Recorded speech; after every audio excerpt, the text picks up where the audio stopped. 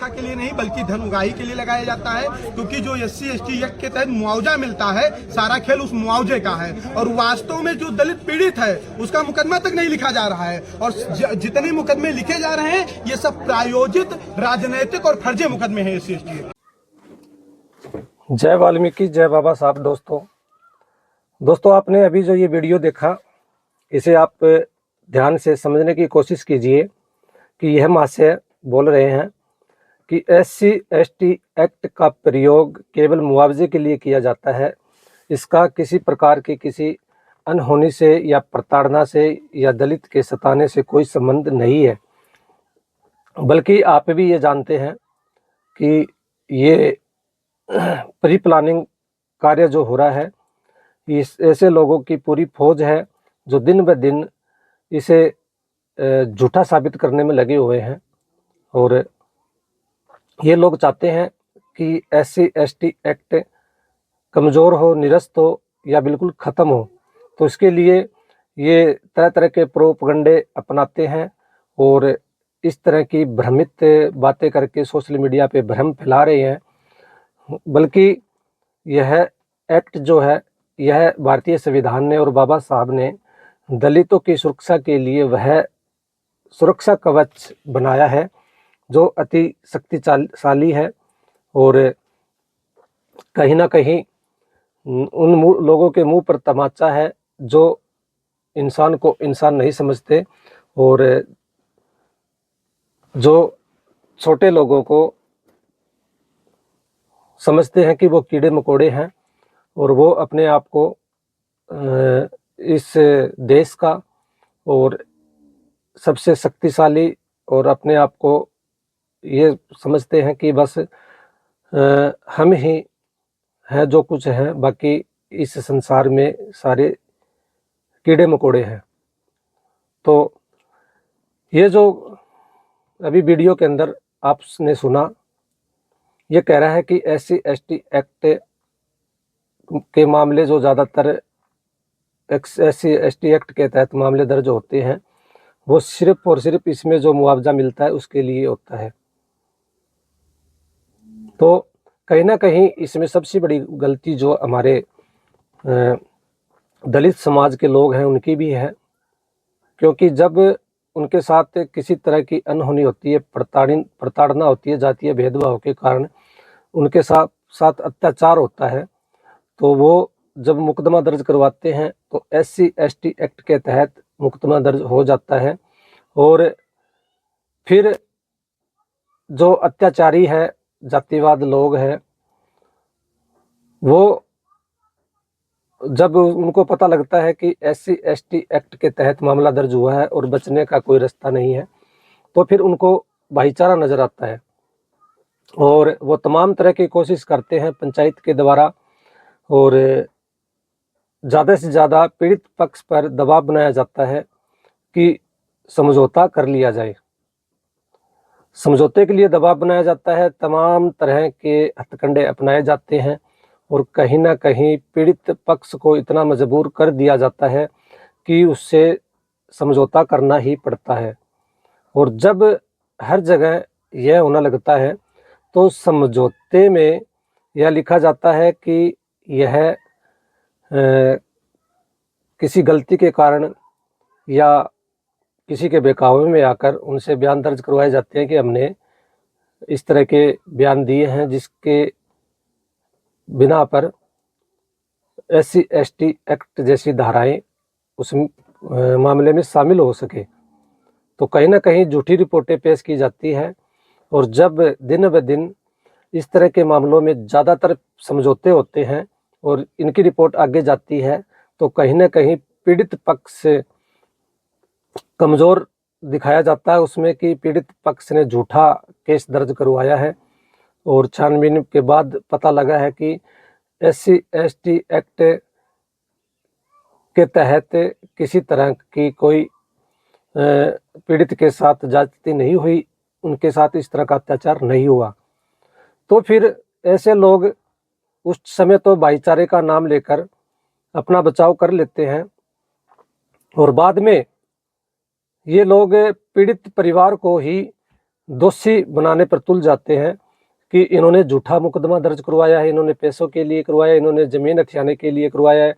या किसी लालच के लिए इन्होंने SC/ST एक्ट के तहत मुकदमा दर्ज करवाया है। तो ये सबसे बड़ी गलती हमारे दलित लोगों की भी है कि अगर आपको ऐसा लगता है कि भाईचारे से मसला सुलझ सकता है, या फिर जब आपको लगता है कि हमें इनके साथ भाईचारा निभाना है, तो फिर SC/ST एक्ट की ऐसी तैसी ना करें। ऐसा ना करें कि यह कमज़ोर हो और गलत तरह की रिपोर्ट SC/ST एक्ट के खिलाफ जाए। तो आपको ये बात पहले सोचनी चाहिए। और SC/ST एक्ट बाबा साहब ने उन लोगों को दिया है जिनके साथ वास्तव में प्रताड़ना होती है, अत्याचार होता है, और उस अत्याचार के खिलाफ आवाज़ उठाने पर भी पीड़ित को न्याय नहीं मिलता, या फिर जो शोषण करता है, शोषक वर्ग है, उसकी पहुंच ज़्यादा है, और हर तरह की राजनीतिक पहुंच, सामाजिक पहुंच और आर्थिक तौर पर वह आदमी इतना मजबूत है कि पीड़ित पक्ष उनके कुछ भी नहीं बिगाड़ पा सकता, उनके खिलाफ मामला तहक़ीक़ात भी दर्ज नहीं करवा सकता। तो ऐसे लोगों के ऊपर नकेल कसने के लिए SC/ST एक्ट का प्रावधान भारतीय संविधान में बाबा साहब ने हमें दिया, और ऐसा ही इसमें होता है। जब SC/ST एक्ट के तहत मामला दर्ज होता है तो फिर चाहे जो शोषक है और शोषण करता है, वो चाहे कितना भी ताकतवर क्यों ना हो, उसके बचने का रास्ता नहीं बचता। इसलिए वो लोग भाईचारे की तरफ दौड़ते हैं और दबाव बनाते हैं कि समझौते की वजह से ये मसला सुलझ जाए और ये एक्ट खारिज हो जाए। तो ऐसे लोगों के ऊपर लगाम कसने के लिए इस एक्ट का प्रावधान किया गया है। तो दलित वर्ग जो लोग भाईचारा निभा रहे हैं, वो भाईचारा कहीं ना कहीं इस तरह से हमें वो खराब करता है और इस एक्ट को कहीं ना कहीं कमज़ोर करता है। आप तो भाईचारे का नाम लेने पर समझौता कर लेते हैं, लेकिन ये लोग बाद में आपकी किस तरह से खिल्लियाँ उड़ाते हैं और SC/ST एक्ट को ख़त्म करने के लिए किस तरह की कवायदें चलाते हैं, और आप ही लोगों का ये उदाहरण देकर किस तरह से रिपोर्ट पेश करते हैं, सोशल मीडिया पे भ्रम फैलाते हैं कि ये लोग लालच में आकर SC/ST एक्ट का दुरुपयोग करते हैं। तो आप समझिए इस बात को, और भाईचारे के चक्कर में SC/ST एक्ट की ऐसी तैसी ना करें, इसको कमज़ोर ना करें। अगर यह खारिज हो जाता है, SC/ST एक्ट भारतीय कानून से हटा दिया जाता है, तो दलितों के लिए कोई ऐसा हथियार नहीं है कि वो अपने खिलाफ होने वाले शोषण से बच सकें और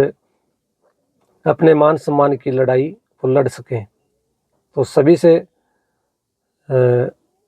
हमारी प्रार्थना है कि समझौते के चक्कर में अगर आप समझौता करते हैं तो उसमें जो हकीकत में बात हुई है वो दर्ज करवाएं। आप देखें कि जो रिपोर्ट पेश की जाती है वो क्या भेजी जाती है और क्या उसमें लिखा जाता है, समझौते में क्या लिखा जाता है। और अगर आपको ऐसा लगता है कि SC/ST एक्ट का मुकदमा हटाने के पीछे आपको झूठा साबित किया जाता है और SC/ST एक्ट की धारा लगाने की बात को झुठलाया जाता है, तो आप ऐसे लोगों से भी समझौता भी ना करें, क्योंकि कहीं ना कहीं इस तरह से गलत विचारधाराएं आगे जाती है और SC/ST एक्ट कहीं ना कहीं इसमें कमज़ोर होता है। तो आपको हमारा ये वीडियो दिखाने का यही मकसद था कि किस तरह से ये लोग गलत धारणाएं फैलाते हैं और सरकार से मांग कर रहे हैं कि इस SC/ST एक्ट को ख़त्म किया जाए, इसको बंद किया जाए। बल्कि हमारी सरकार से मांग है, अगर ये लोग इस तरह की गलत धारणाएं फैलाकर इस तरह की मांग करते हैं तो हम यह कहते हैं कि इस एक्ट में कड़ी से कड़ी सज़ा का प्रावधान होना चाहिए। जिस तरह तुरंत गिरफ्तारी की इसमें प्रावधान है, उसी तरह से अगर शोषणकर्ता ज़्यादा अपने अधिकारों का और अपनी पावर का गलत प्रयोग करता है तो इसमें फांसी जैसी धाराएं भी जोड़ी जानी चाहिए। तो आप सभी दलित वर्ग के लोगों से आग्रह है कि आप समझौते के चक्कर में इस एक्ट की ऐसी तैसी ना करें, इसको कमज़ोर ना करें। इसी के साथ जय वाल्मीकि, जय बाबा साहब। वीडियो अच्छी लगी तो इसे ज़्यादा से ज़्यादा शेयर करें।